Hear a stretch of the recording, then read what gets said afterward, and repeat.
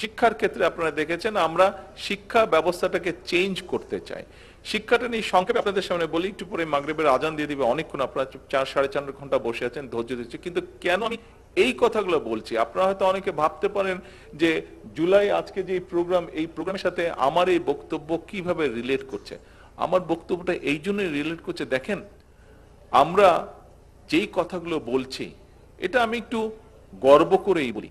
আমরা, আপনার সরকার যেই কথাগুলো বলছে, যেই কাজগুলো করছে, আপনার সরকারের বাইরে আর যে রাজনৈতিক দলগুলো যারা বিভিন্নভাবে আমাদেরকে বিভিন্ন কথা বলছে, আপনি একটু চিন্তা করে, ঠান্ডা মাথায় চিন্তা করে দেখেন তো তাদের কথার মধ্যে কতটুকু সাবস্টেন্স আছে, তাদের কথার মধ্যে কতটুকু প্ল্যানিং, প্রোগ্রামিং, পরিকল্পনা, চিন্তা ভাবনা আছে। কথা বলে দেখেন তো, নেই। কিন্তু আপনাকে 31 দফা এই দেশের জনগণকে 31 দফা, অর্থাৎ বিএনপি শিক্ষা খাতে কি করবে, বিএনপি স্বাস্থ্য খাতে কি করবে, বিএনপি ইন্ডাস্ট্রি কি করবে, বিএনপি ব্যাংকিং খাতে কি করবে, বিএনপি কোন খাতে কি পরিকল্পনা গ্রহণ করবে বা কি তার চিন্তা ভাবনা প্ল্যানিং করতে চায়, কাজ করতে চায়, প্রত্যেকটি বিএনপি জনগণের সামনে তুলে ধরেছে।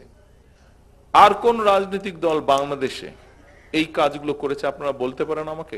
রাজনীতিতে করি আমরা জনগণের জন্য, রাজনীতি।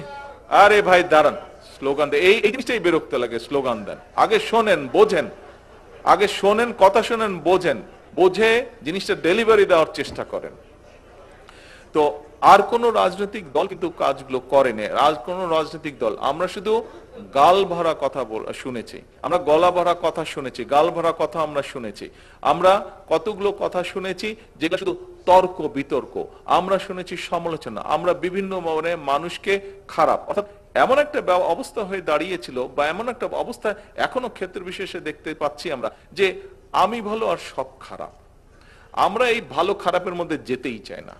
আমাদের রাজনীতিতে যে জনগণকে নিয়ে, আমাদের রাজনীতির যে দেশকে নিয়ে, আমরা দেখেছি শহীদ রাষ্ট্রপতি জার্মান সকাল থেকে রাত পর্যন্ত কিভাবে এই দেশের মানুষের জন্য কাজ করছেন। সে খালকাটা থেকে শুরু করে রাজধানী পর্যন্ত কিভাবে দেশের জন্য কাজ করেছেন, দেশের মানুষের জন্য কাজ করেছেন। আমরা দেখেছি দেশনেত্রী খালেদা জিয়া কিভাবে দেশের মানুষের জন্য কাজ করেছেন। দেশনেত্রী খালেদা জিয়া চেষ্টা করেছেন, কাজ করেছেন কিভাবে এই দেশের কৃষকদের স্বাধীনতা দেওয়া যায়, কৃষকদেরকে স্বাবলম্বী করা যায়। আমরা দেখেছি শহীদ জিয়া কাজ করেছেন কিভাবে এই দেশের সন্তানদেরকে শিক্ষিত করা যায়। আমরা দেখেছি শহীদ জিয়া কাজ করেছেন এই দেশের কে কিভাবে ইন্ডাস্ট্রিতে, শিল্প কারখানায় স্বাবলম্বী করা যায়। আমরা দেখেছি কিভাবে, সেজন্যই আমরা দেখেছি যে কিভাবে শহীদ জিয়া সময় এই যে গার্মেন্টস নিয়ে আমরা গর্ব করি, সেই গার্মেন্টস কিভাবে সারা বিশ্বে এখন আমরা দ্বিতীয় অবস্থানে আছি গার্মেন্টস রফতানির ক্ষেত্রে।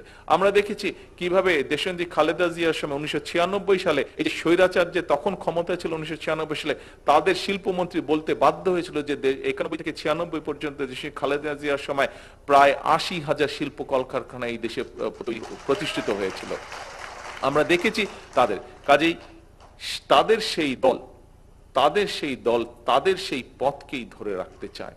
এই জন্যই আমরা এমন কাজগুলো করতে চাই যেই কাজগুলোর ফল জনগণ পাবে। জনগণ যেই কাজগুলোর ফল পাবে, শুধু কথা শুনবে না, জনগণ দেখবে যে ইয়েস বিএনপি এই কাজগুলো করেছে, সেজন্য আমি, আমার পরিবার, আমার সন্তান একটি সেফ পজিশনে আছে। সেই জন্য বিএনপি এই কাজগুলো করেছে বলেই আমি, আমার পরিবার, আমার সন্তান, আমরা একটি নিশ্চিত সুন্দর ভবিষ্যতের দিকে এগিয়ে যাচ্ছি। উপস্থিতবৃন্দ, আমাদের রাজনীতি এটাই হওয়া উচিত। অনেকে অনেক কথা বলবে, সবার সব কথা কান দেবার দরকার নেই। আসুন, আমরা শপথ করেছি এই দেশের মানুষের জন্য ডেলিভারি করার, এই দেশের মানুষেরকে ডেলিভার করব, আমরা কাজ ডেলিভার করব। আমরা আজকে কি পেলাম, হ্যাঁ আমি জানি এখানে আপনারা যারা আজকে ঘরে উপস্থিত আছেন, এমনকি এই মঞ্চে উপস্থিত যারা আছেন, বিভিন্ন জন বিভিন্ন অত্যাচার নির্যাতনের ভিতর দিয়ে আপনারা গিয়েছেন, বিভিন্ন জন বিভিন্ন কিছু হারিয়েছেন জীবনে। আমি আমার বাড়িঘর সবকিছু হারিয়ে ফেলেছি, আমি আমার বাড়িঘর সবকিছু হারিয়ে ফেলি। যেই বাড়ি রেখে আমি চলে গিয়েছিলাম, এসে ফিরে এসে তো আমি সেই বাড়ি দেখিনি। তো আমরা সকলেই, বহু মানুষ বহু কিছু হারিয়েছি আমরা। কিন্তু আসুন, এখন বোধহয় আমাদের মাইন্ডসেট চেঞ্জ করার একটি সময় চলে এসেছে, পরিস্থিতি চলে এসেছে।